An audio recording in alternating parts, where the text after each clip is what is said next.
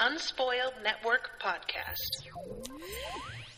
This is Spoil Me, covering Rule of Wolves. Chapters 45 through 49. Nikolai, Zoya, Nina, Nikolai, and Zoya. In these chapters, we find out that Hana isn't really dead. And I'm so happy. I am just so relieved, you guys. Oh my god. Welcome to Spoil Me.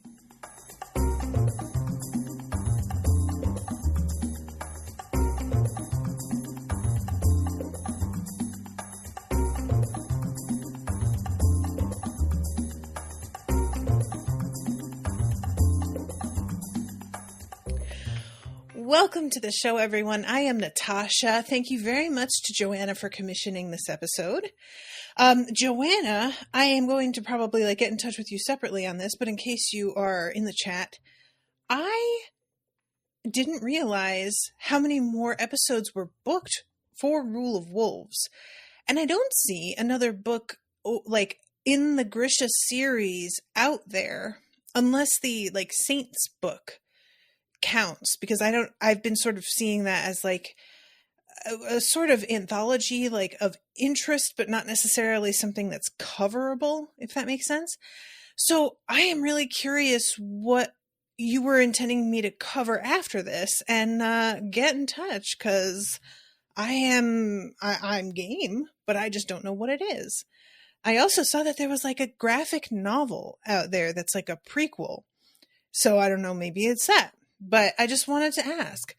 So, these chapters, y'all, first of all, I went back and reread the 2 chapters before the start of this section, because it had been a while. Last recording I did for this property was in August. So, part of it was wanting to refresh, and part of it was genuinely I am not sure I totally remember everything. Oh, Cheryl, that's an interesting point. Cheryl's in the chat and saying cover the show, ? Maybe that's what she wants me to do. That didn't even enter my mind, but that could very well be it. Okay. Anyway, so I refreshed, and I will be honest, once I started to reread, because I had been thinking about this series, I made some little infographics to auto post on certain days to remind people what's coming up. So the Rule of Wolves banner got used a few times, and I was thinking about the series because it was just on my mind, and the way that I really believed the Darkling was truly gone. And there was a part of me that felt a little suspicious, but generally I believed it. I just thought, okay, well, we're done with that. And that was what got my brain rolling on the tailoring thing. So when I reread Nina's chapter specifically, and the line about how the prince suddenly looked so much more healthy, as if he had stolen Hana's life and swallowed it, which grossed me out so bad. In the initial reading, I was so horrified. I was like, what does that even mean? All of a sudden, I was like, oh my God, wait. And the wheels started to turn in that direction. And then once I began reading from Nina's perspective, there are a few little clues dropped, and I was like, oh my God, really? And all of a sudden, all of these things began to fall into place, especially, I had said how eager I was to see Hana get to be in the body, I guess he now felt was the right body. And it really seemed sad that we weren't going to get to see that. And then I was like, oh, but this could solve 2, 3 birds, really. And we can have this fucking sadistic prince taken out of the way entirely. Hana gets the body he wanted, and a person who actually gives a shit about other people is going to rule instead. Overall, the whole way that this works out is so beautiful, and it, like, cherry on top is that she's still on Kyanderstadt in, for the rest of her life. She's essentially going to occupy this role. But the role that she played with the queen, she promised that if this woman was more respectful of Jill's children, that her son would grow strong and healthy again. And lo and behold, they're about to make peace with Ravka, and her son apparently looks like he is in the best health of his life. So it's going to shore up that claim as well. All of this is the most tidy little bow. And sometimes when things work out too tidily, it feels cheap. But this is not one of those times, because it's tidy in a way that I didn't see coming at all. A lot of times, the tidiness that feels lazy is because you can see from far away what is meant to slot into what place. And I just straight up was not picking up on that at all. So, in my opinion, fair. In my opinion, this all is just really, really smartly done. Cheryl says, and Nina gets to be with the first person she's loved after Matthias. Right. I wasn't even counting like Nina's happiness, which I guess is kind of fucked up, but another pro. So that's like 5, I mean, that's wild. And also Nina getting to be in a position of power permanently, which is also awesome. And, I don't know if this is like anything an interviewer has ever asked Leigh Bardugo before. I saw I read a very short interview with her about this series in general, and there was a photo accompanying it, and Leigh Bardugo looks almost exactly like how I picture Nina originally having looked before she like changed and tailored herself to become Anke Janderstadt. And I'm like, is this a thing? Like, did Leigh Bardugo kind of self-insert? Because that is completely valid. I just want to say, sometimes people get mad about authors self-inserting, and I totally get it, because there are times where it's just like, fucking come on. But I think for the most part, a lot of authors who are writing for fun, and rather than attempting to be like kind of intense with it, and by that I mean people who aren't writing like horror and suspense where the main character might be somebody that you like don't like actively. I think a lot of authors tend to self-insert, because starting with a character who you know well, because it's very much somebody like you, is simple and a good way to get things rolling. That said, Nina is one of a huge cast in the books that she is like featured in the most before these. So who knows, but I was just wondering about that, and her taste for waffles. Does Leigh Bardugo love waffles? Is that a personal thing? Listen, waffles are the best. They're just so good. It's one of those few like sweets that I'm always in the mood for. So anyway, I just wanted to start off with that, because you guys know, I was so devastated by Hannah's apparent death. I didn't know what to make of it. The fact that she seemed to be putting Nina through this ringer yet again, I was just like, but why? And then, thank God. So, we go to chapter 45, which is picking up right after Nina's chapter of Hannah dying, her confrontation with Jarl Broom, in which she calls him a coward, and the prince telling her that she has to come with him, and her like resentful agreement because she wants to just fucking kill him, but she has a further bigger job to do, and she just makes herself keep that in mind, which is good, because can you imagine if she had tried to kill him and then sort of found out what was going on either after successfully doing it or after unsuccessfully doing it? Either way, it would be very, very bad. So they're going into this big, like, meeting that is allegedly about settling a peace between Ravka and Fjerda. And this is a very interesting scene for me because so much of it is theater, and yet there is some truth happening in the midst of it that Nikolai is like, he knows he will have to face this stuff eventually. Most of it has to do with his birth. And I was really like, how is he going to handle this? I couldn't tell what he was planning.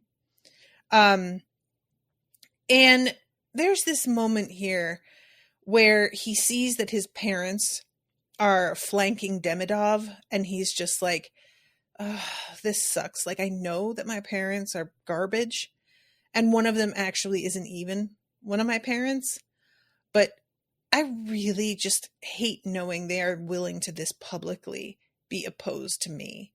And I feel that there is just, you can know something intellectually, but once you see it being enforced against you, it is a very different thing. And he is, the one thing that he's sort of clinging to is the fact that his mother isn't making eye contact. And he is sort of telling himself that maybe she is like here either unwillingly or at least feels like some deep shame over what's happening in front of her. I kind of doubt it. I don't know. It's interesting because we never actually get an answer to that. So you're left to sort of interpret it as you will. But I am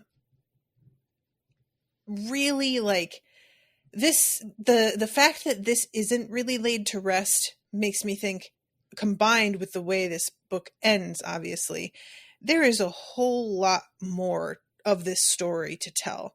Sometimes there are books that it feels like we've got a clear setup for a sequel, but personally, I don't feel like there's more to say. And it just seems like, yeah, all right, I know you're telling me there's more, and like apparently plot-wise there's more, but in terms of where these characters all are, I feel pretty satisfied and I feel finished. And not really for the end of this one. It's a satisfying end to the book, but not to the story, if that makes sense. So outside there are people, by the way, like chanting and cheering and whatnot.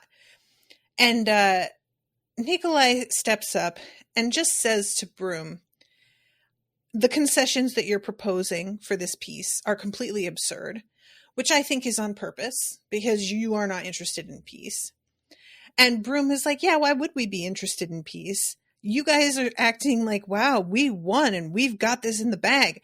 If that were true, you would have kept pushing it, but you didn't because you don't have it in you to continue this fight. You managed to win a battle and damage us enough to call a breather, but that's about it. And Nikolai, for his part, is just irritated because that's exactly correct.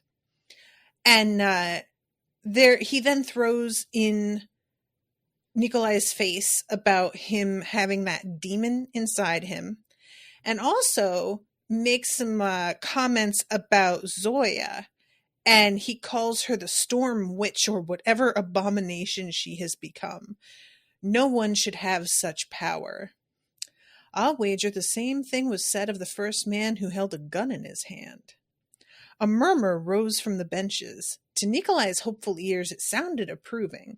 I haven't lost them entirely. Whatever reports of demons his countrymen had heard from the battlefield, the king who stood before them in polished boots and gilded epaulets was every inch the civilized ruler. And yeah, I think that Broom is misjudging things a little bit here. He just really fails to understand the depths of people's like admiration for the Grisha and fear of them in a way that turns to awe very easily. And superstition just in general about them, even though we know like it's superstition often makes it sound like, oh, they think that things are real that aren't real. No, they are real in as much as a saint is ever real. But I just really feel like Broom is deeply underestimating the importance of what happened on the battlefield, where his own men were like bowing to to Zoya and asking her forgiveness for what they did. And then here comes Hiram Schenk from Kerch and says, "Can you even speak for Ravka, Nikolai? Well, whoever you are?" A gasp went up from the crowd. This was not the polite allusion to Nikolai's parentage some had expected. It was a blatant insult, reprisal for preserving Zemeni trade routes and handing the Kerch what amounted to worthless technology. And this moment is where things really turn a corner, and it feels like, yeah, Nikolai thought through what he was going to do here, but it's not like he thought it through in a sense that he went out and took the temperature of the crowd and saw whether it was going to work or not. He just kind of thought up this plan and just decides to do it without actually knowing at all where it's going to land. So at this point, Broom is still saying he has no right to speak for his country. He has no right to hold the throne. And the Zemeni ambassador says, "Who are you to speak for Fjerda?" And Nikolai's thinking, I get what you're trying to do to get Broom to not be the one to make the choice, but it doesn't matter because the prince is going to agree with him. And then the prince is like, "Oh, yeah, the Ravkins get to decide who rules them. We're here to make peace." And Nina is like, "Wait, what?" And it says the prince gave her the faintest smile, and it was so fast Nikolai thought he might have imagined it, reached out to brush his hand against hers. Nina recoiled. She had managed the impossible. She had delivered the prince and a promise of peace, so why did she look so shocked? And I was just like, oh my God, yes, I think this is what I thought it was. So, yeah, he takes Broom down a peg. Broom starts to say, "This isn't what we agreed to." And he's like, we are Fjerda. You are a military commander who cannot control his own men. If we return to the battlefield, are you so sure your soldiers will take up arms against a woman they call saint? And Broom says they will, or I'll cut their hearts from their chests. And Rasmus says, really? And then turns to his bodyguard and says, "Joran, will you take up arms against your brothers then? Will you cut out their hearts for Fjerda?" And he says, "Never." And I was like, oh shit, what is happening here? This is one of those moments that really Hannah is playing it astonishingly well. And we have seen Hannah like managing people up to this point fairly well. She learned a lot from Nina in a fairly short time. But it still caught me by surprise how well she like knew where to step throughout this chapter or the next few chapters. So this is when they come back to Nikolai's parentage. And Nikolai has had a sudden moment of realizing he never actually wanted to be king. He just wanted to fix his country. And this is a moment for me that I actually found believable, despite feeling like because what he says to himself is, "I've never been a king." And I found myself like weirdly defensive of him. Like, yeah, you have. What do you mean? Don't say that. But when you look at his actual actions and motivations, he is correct in what it is that he has wanted. And how much he has been willing to sacrifice if he thought it would fix Fjerda or Ravka. So even though it kind of felt sudden and like it came out of left field, I also really believed it.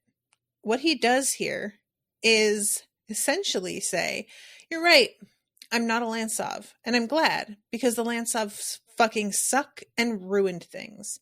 And his dad is just like, well, the Lantsovs are a great line. And he's like, just because something starts a great line does not mean it stays a great line.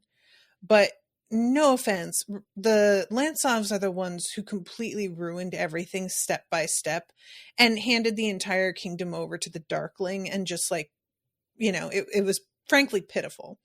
So I'm not a Lantsov, good, and I'm also not going to be king.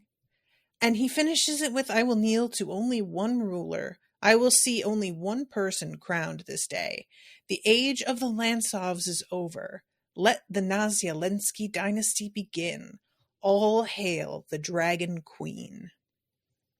And I love this. He kneels. And he's just kneeling, waiting, like, oh my God, I hope this works. Oh my God, what if they don't do anything? Oh my God, what if everybody just leaves? Oh my God, what if this doesn't work? Oh my God, what if this doesn't work? And finally, somebody says, all hail the Dragon King, Moya Saritsa. And it's Count Kirigan.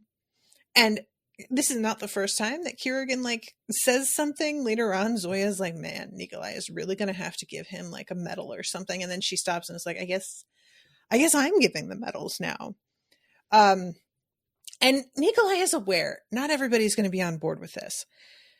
But he feels fairly confident. The fact that this bitch can turn into a dragon has shifted things a bit. It's a new day. And I love when Zoya just says, I am going to murder you. So she's thinking then about how Joran in her head was asking her whether or not she ever wanted to be queen. Like, tell me that you haven't thought about it. And not Joran, Juris. Joran's the guard. Juris is the ex-dragon, the former dragon.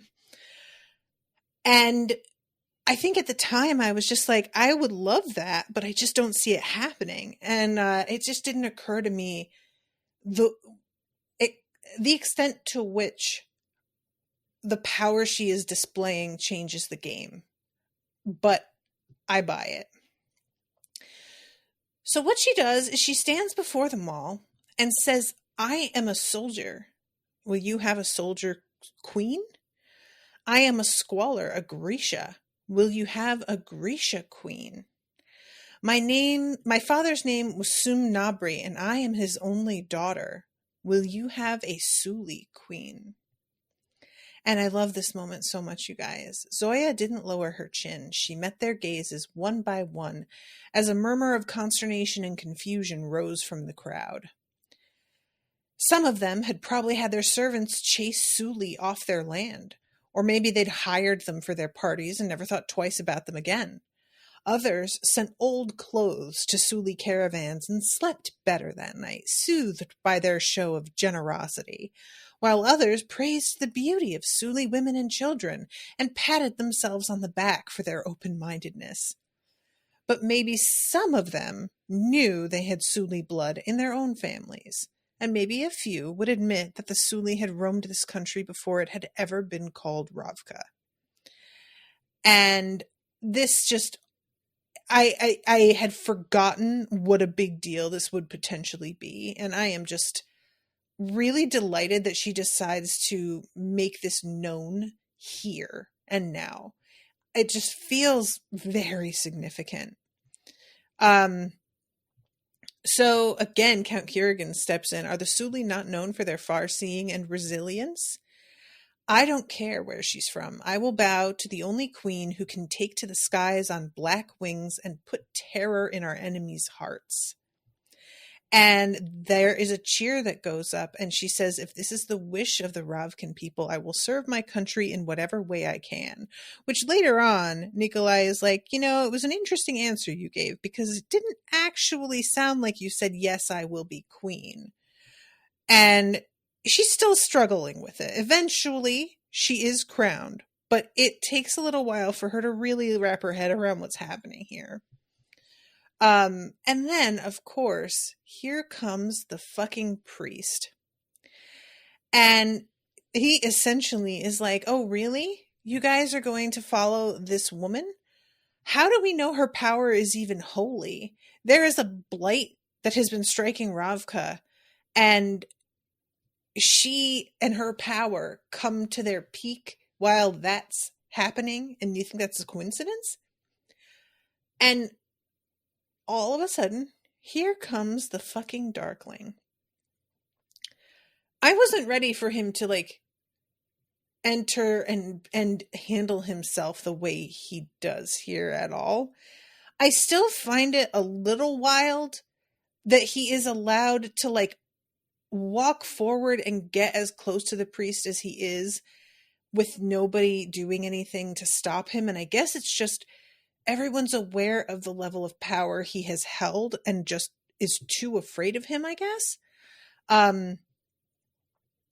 But he says, do you choose which saints we're free to worship now?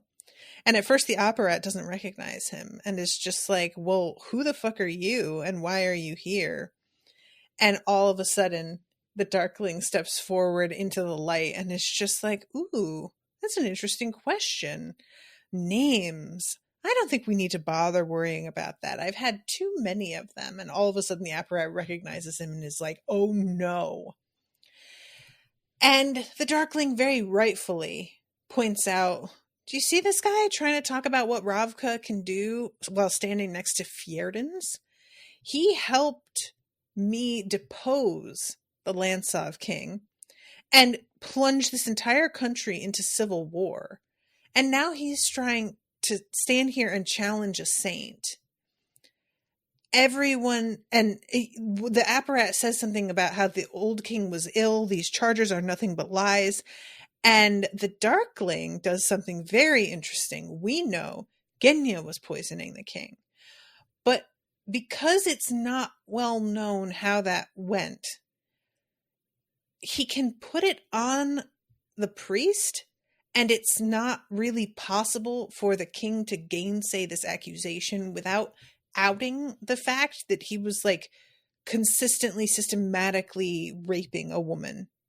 Like he in order to keep face, he has to kind of go along with this assertion. So yeah, in truth, the poison had been delivered by Genya, but that was hardly common knowledge, and to admit it now, Nikolai's father would have to tell all these people just how a young girl had gained access to his body every day. So, the Darkling is approaching him, and shadows begin to come out of his mouth. And then Zoya steps forward, and there's a crack of thunder, and she says, "Seize him." And the royal guards swarm the apparat. The Fjerdans depart. And I am just delighted because this apparat dude is tiresome. I need him to be executed. I don't think we find out what happens to him in these chapters. If the next book comes out and this bitch is still alive and not explicitly on death row, I will be very irritated. There is no reason to not kill him, frankly. Like, even if it's, oh, he would be a martyr, don't tell people he's dead then. You need him to die, not for the symbolism of it, but for the practicality of what he's capable of. So kill him and don't tell anybody. And then he won't be a martyr because nobody will really know what happened to him. And that's fine. That's adequate, I think. So let's see. They're talking about the coronation. And again, she's like talking to Nikolai and says, "Are you out of your mind?" And he is really pleased with himself. He feels like he finally sees that this was the right thing to do and figured out sort of a way around every obstacle that was in his own way. And then we finally get this moment where she's talking to him about the possibilities in her future and is like, I don't know if I can do this and get it right. I'm not charming. And he's like, I will help you with all of that. I am very charming. And I will rub your feet every night. What was he offering her? He was smiling, but she could sense the caution in him too, a wariness she recognized. She'd promised herself she would speak her heart when she had the chance. But now that she was here in this quiet room with Nikolai before her, she had never been so frightened in her life. And finally, at one point, she's just like, I can't do this alone. And he says, I'll be by your side as my advisor, if that's what you wish. And if I wished for more, she felt his fingers on her chin, turning her head. There was an unwanted ache in her throat. Zoya forced herself to meet his gaze. In this light, his hazel eyes looked almost golden. Then I would gladly be your prince, your consort, your demon fool. You will grow to hate me. I'm too sharp, too angry, too spiteful. You are all of those things, but you are so much more. Our people will come to love you, not despite your ferocity, but because of it. Because you showed mercy in our darkest hour, because we know that if danger comes again, you will never falter. Give us that chance. And guys, she says, you would march and bleed and crack terrible jokes until you had done all you said you would do. I suppose that's why I love you. His eyes flew open and his face lit in an extraordinary grin. All saints, say it again. I will not. You must. I'm the queen. I must do nothing but please myself. And they kiss, and I was so happy. I love it so much. You guys, this is all I wanted desperately so much. Ugh. I'm so happy. You guys, I couldn't see it. I felt like they were going to end up together. I felt like that's where we were going, but I just couldn't figure out how it could happen. I just, you know? So then we go to Nina, who is starting to suspect what might have happened. And what kills her and me as a reader is how long it is before they can be alone and he can tell her what's actually going on. So first we have him facing off with Jarl Broom. And I love Jarl Broom trying to do the whole, are you sure you wouldn't like to have a rest? Like attempting to remind everybody how weak he is. And he says, no, I'm feeling quite well. Of course, you were not on the field today. No, I wasn't. I have not had my fair share of riding or fresh air on the or the battle in this life. I know you think me lesser because of it.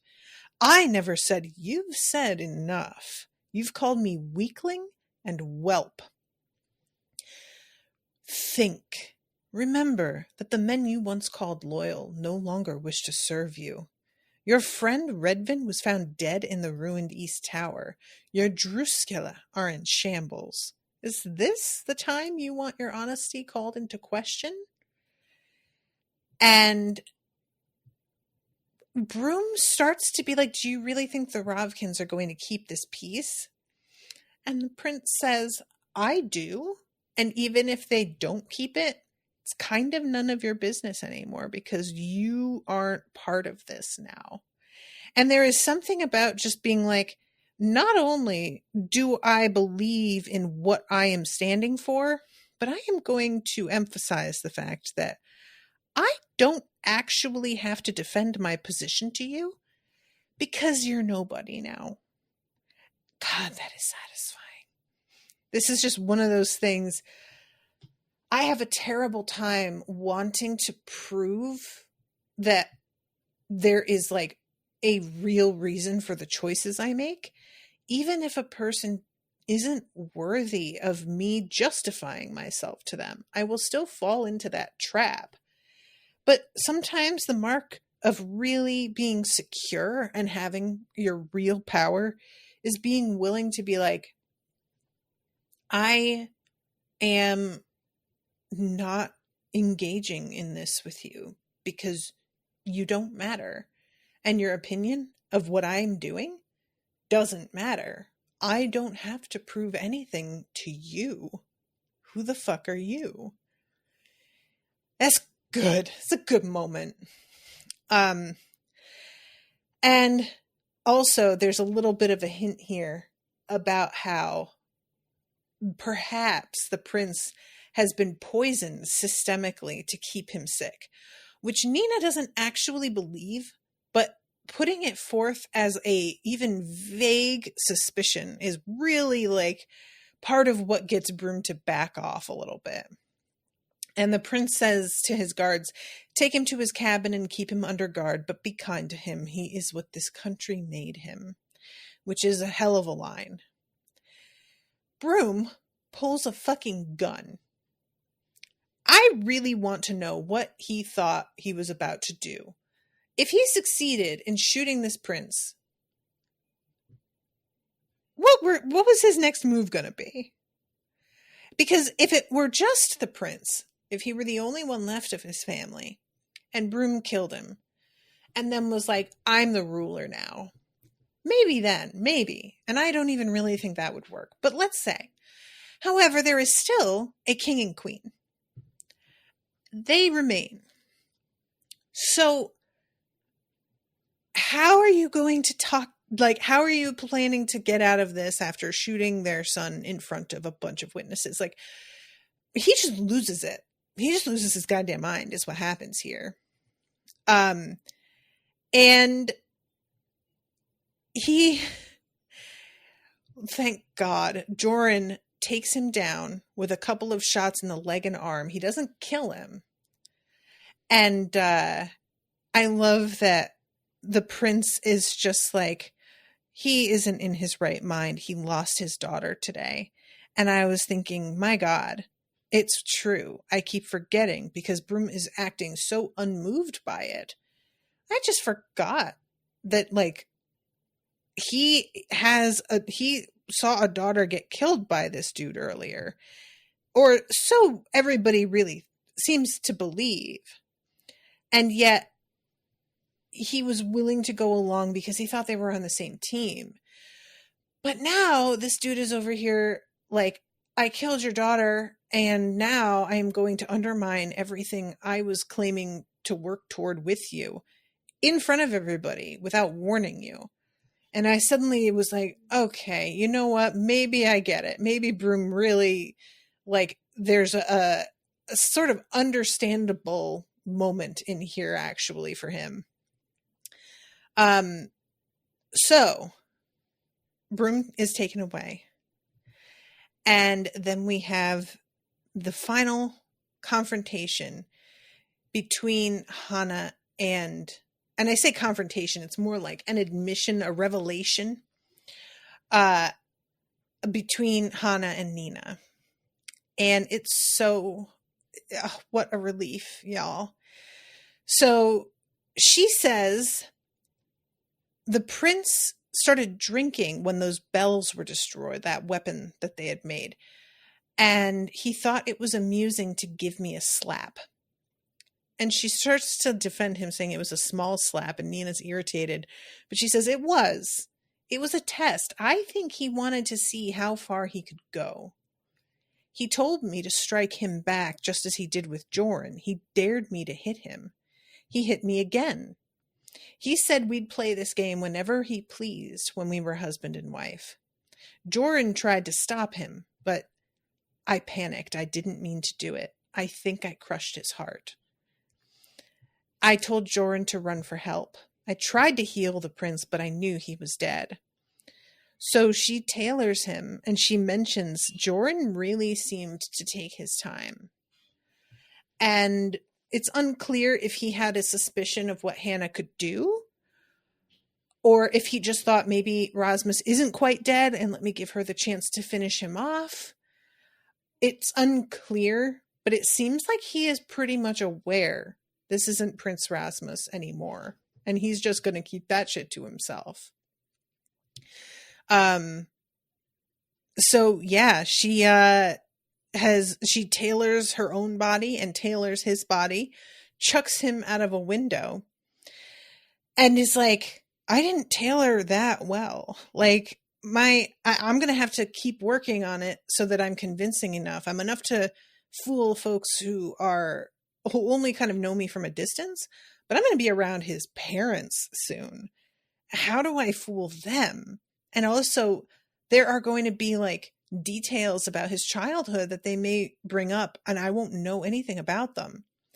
And Nina is like, oh, well, I can help you with that. And I was like, oh, right. She can get information from the dead. Like, that's very convenient at this point. Love it.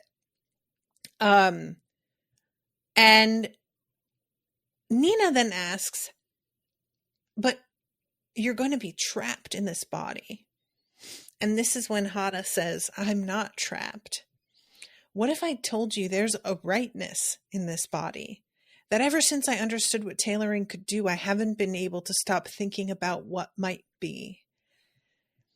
I don't know what it is to live in a body that feels like it could be mine. All I know is I lost my father today, maybe my mother, but not myself. And if I have to play the role of prince for this possibility, then it's a trade I'll gladly make.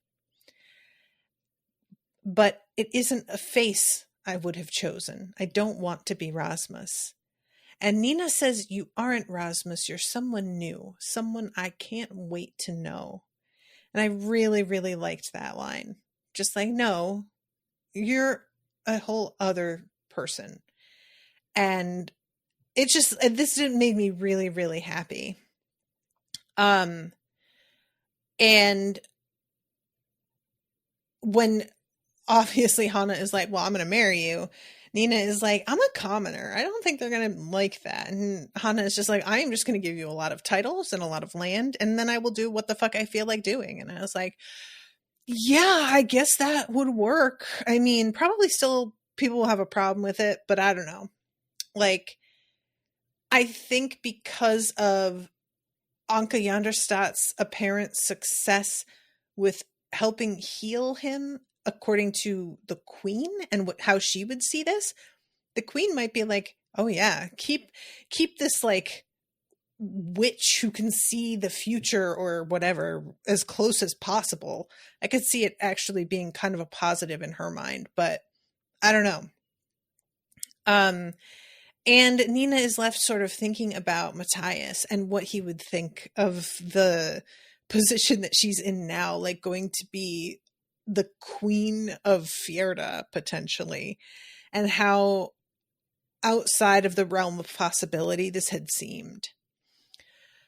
And I love this too. Nina says, what do I call you now? Rasmus? Hannah shuddered. I can't stand that. We'll have to choose a new name, a saint's name, to honor the prince's newfound faith in the children of Gel. All saints, you're a quick learner. That's a politician's move. But we have to pick a good one. How about Demian or Ilya? And I am really desperate to know what name Hana picks, but we don't find out here. So we go then back to Nikolai. And here is the moment with the tree. We jump ahead a little bit in time here. I didn't mind it though. And they are with the Darkling on this like trek to where the Thornwood tree is. And it turns out it's like not only enormous, but attended by monks who it appears live in like cells in the cliffs that surround, because it's like the tree is surrounded by cliffs except for an opening on one side, as if it's in a huge, like sort of, like a huge basement feels like the wrong way to say it, but kind of, but it's open to the sky above, you know? I'm trying to think of a way to describe this, and I keep sort of picturing something like a coliseum, but I think that the walls are much more sheer. I don't think it's like stepped in that way. But they are coming here because of the Darkling, and of course, Nikolai the whole time is just sort of like, this could be another trick. I bet it probably is, but I have no idea what the trick could even be. So knowing that he's likely to betray us doesn't help me know what to expect. And this is very frustrating. So they go up to this incredibly huge tree. It's so cool sounding. I'm going to try and like describe where is this moment and find the description of it. They emerged into a vast, snow-dusted clearing open to the sky. The rock walls around them were pocked with arched niches like 100 hungry mouths, and at the center of it all stood the biggest tree Nikolai had ever seen. The diameter of its twisted trunk was nearly as wide as the lighthouse at Oskervo. A network of thick, muscular roots radiated from its base, and high above, the canopy of its branches nearly covered the clearing, dense with red blossoms and thorns as long as a man's forearm. And Zoya says it looks like Jel's ash tree. And I was like, oh, right. I forgot about like that whole legend. It makes sense, you know? So here comes this monk. She greets Zoya because she recognizes Joris in her. And they find out that basically the like scourge that's been happening that is destroying areas are tears in the actual fabric of the universe. And basically the nothingness from before the creation of the world is seeping back into it. And they ask, how do we close it? And she says, it can't just be closed. Somebody has to hold it closed. Someone must stand at the doorway between worlds, between the void and creation, forever. And Nikolai immediately is like, all right, well, that sucks, but I guess I'll do it. I love when he asks, like, how does that go? And she says, the thorn will pierce your heart, just as in the Obisbaya, but there you will remain, in agony, courting madness. If the thorn is removed, the blight will return and the universe will crumble. And I was like, that really, Nikolai, you're just gonna, and I appreciated very much. Nikolai swallowed. That sounded far less palatable than a quick and heroic death. I understand. And I was like, do you? Nikolai has too much to offer to be the one to take this on. That is not to say I don't think he's capable of it, but I just don't think he's the right one. And then Zoya is like, all right, well, I'm a saint, so I guess maybe this is my martyrdom? And the Darkling chimes in here and is like, oh my God, you two are so quick to just offer yourselves up to die. And look, everybody's very impressed. Congratulations, you're selfless. It's great. Obviously, this is a job for me. I'm the only one. And Nikolai is like, I don't know why you sound smug. Because you're saying you're the only one to be tortured for eternity. That's not a good, you know, that's bad, right? That's a bad thing, and this will be bad. Do you get that? Like, we're not sure that you understand what you're agreeing to here.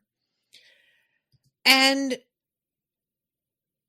it's an interesting scene because we have simultaneously the Darkling being like, one, I'm immortal. If you die, the rifts just begin to open up again. So it's the most practical if somebody immortal does this. Two, and we find out what his like kind of request is. I want everybody to remember me as somebody who saved Ravka. And I'm the villain. There are some people who worship me, but I'm the villain. And if I do this, and you spread the word, then I'll have that place in the histories and in their hearts that I don't feel I'll ever get otherwise.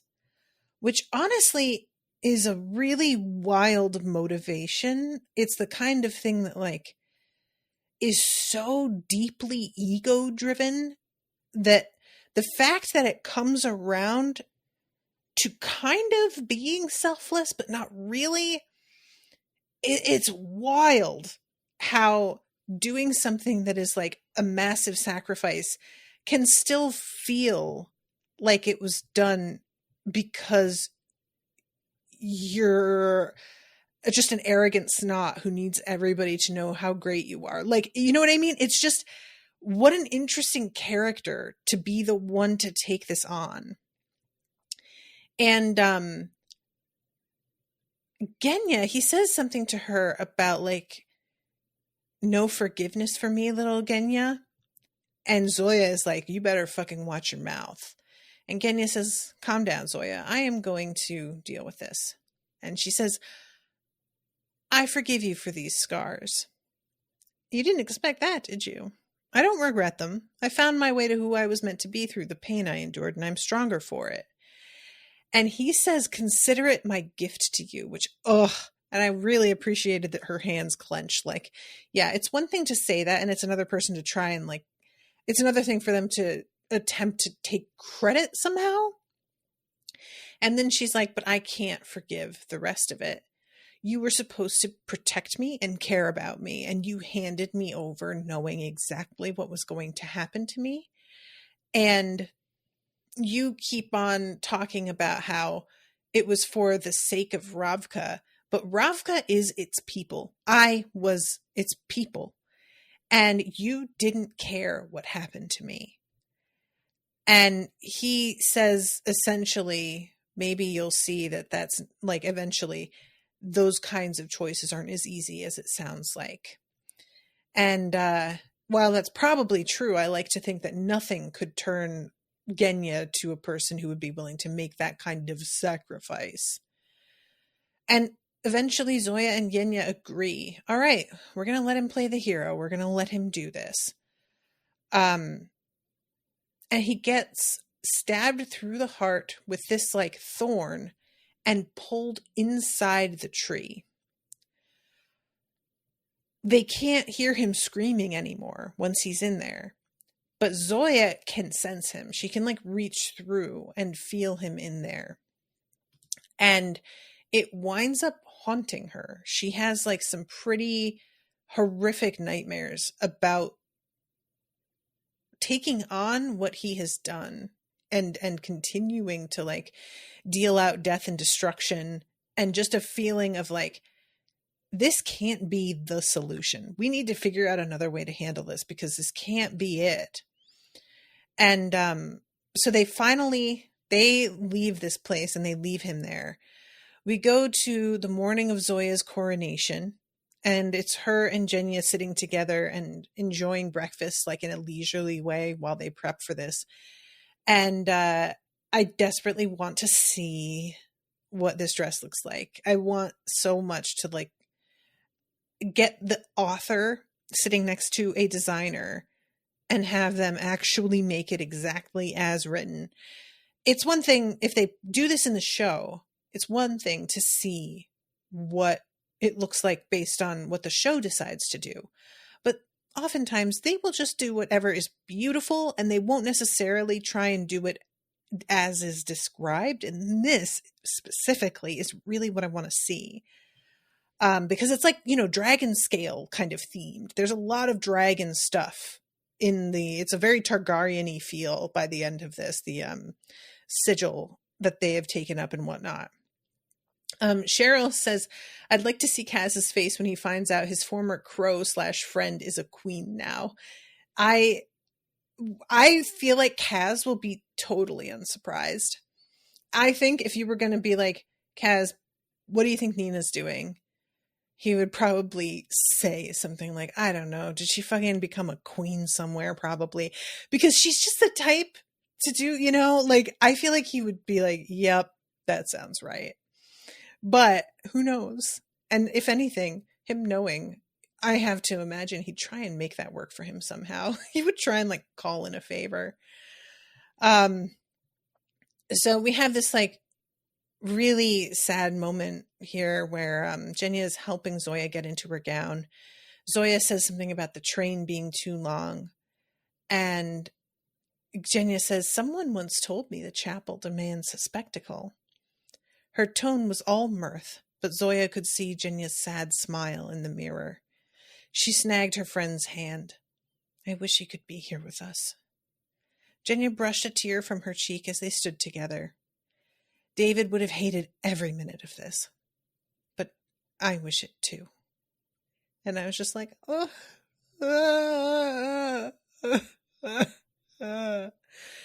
David's death, one of the meanest deaths, like in almost anything, honestly. Just, disgusted, devastated.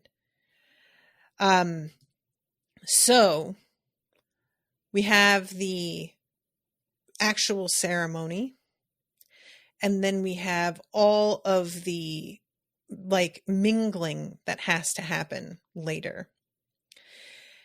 And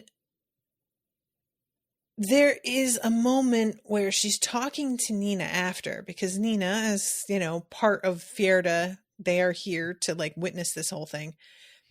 And she tells Nina, I have a gift for you. And it's the plant that represents Nina that she had in her garden.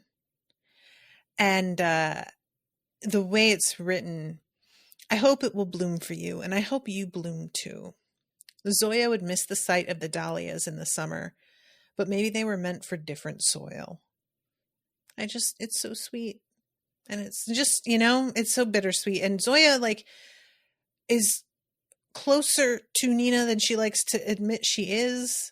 And knowing that she probably won't see Nina for quite a long time is hard for her. You know, this is just, it was hard to let her go on this mission. And now embarking on this whole new endeavor it's just, there's a lot of loss, even if it's not necessarily an inherently negative loss.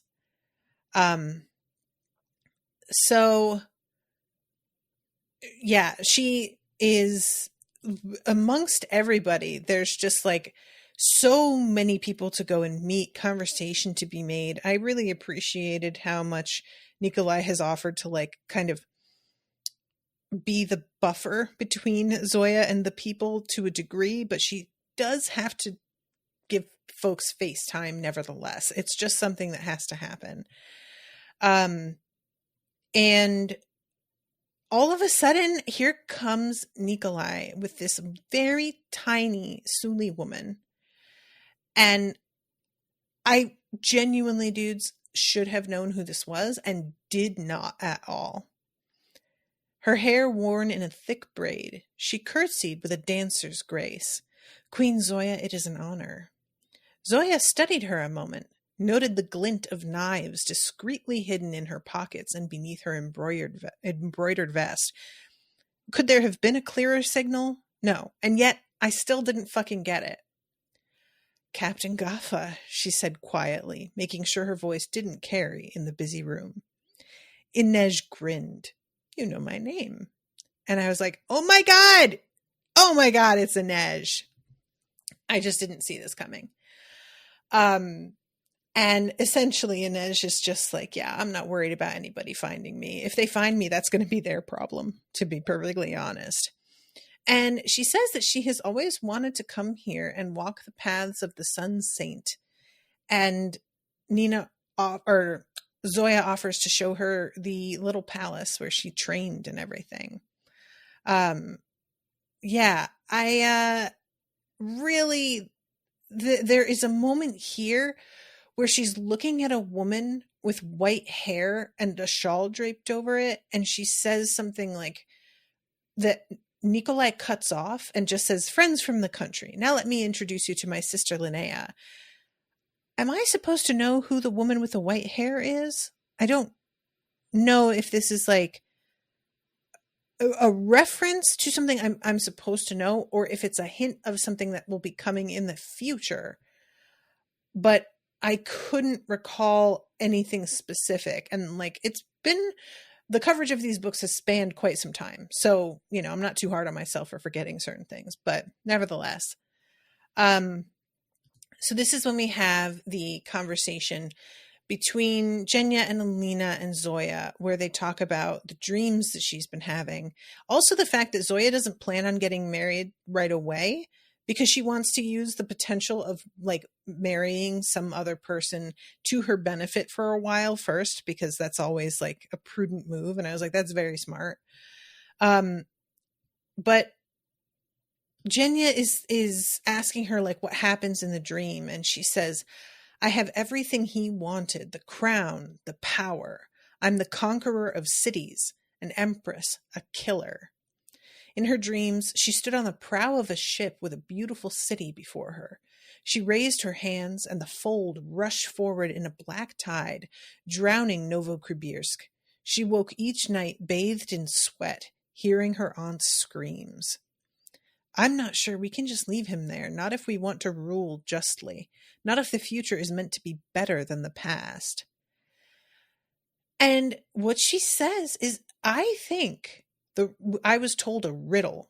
The words she used were, a heart as strong as his can free him. And I think I am meant to find Sankt Felix's heart. And Alina is like, good luck, because I have lots of bones on the market that are allegedly mine. So trying to find something like that, I don't see it. But she believes that maybe if they get Kaz Brekker involved, they will be able to pull this off. And I am really, like, it ends with, get a message to the Crow Club, tell Kaz Brekker the Queen of Ravka has a job for him. And genuinely desperate for this next book. I know that Leigh Bardugo has been working on the other series that she started, like House of the Nine, was it called? And there's like another book that's either just come out or is coming shortly that is the sequel to that book. She's involved in a different thing right now. But I really, really want the next one for this, please. So much. I get it. Some authors get tired of writing in the same universe for too long, and I totally understand how that can happen. But like, seriously, you can't just leave that as the final line in this book and then just not come back to it. That's just, come on, Leigh. Come on, Leigh. Please. Leigh. Please. Please. Please? Thanks. All right. Well, I am going to wrap up, but thank you again very much to Joanna for commissioning this. Appreciate you a lot. Thank you for Cheryl for being in the chat. And I will be seeing you guys soon with whatever else it was that Joanna wanted me to cover. Until then, toodaloo, motherfuckers.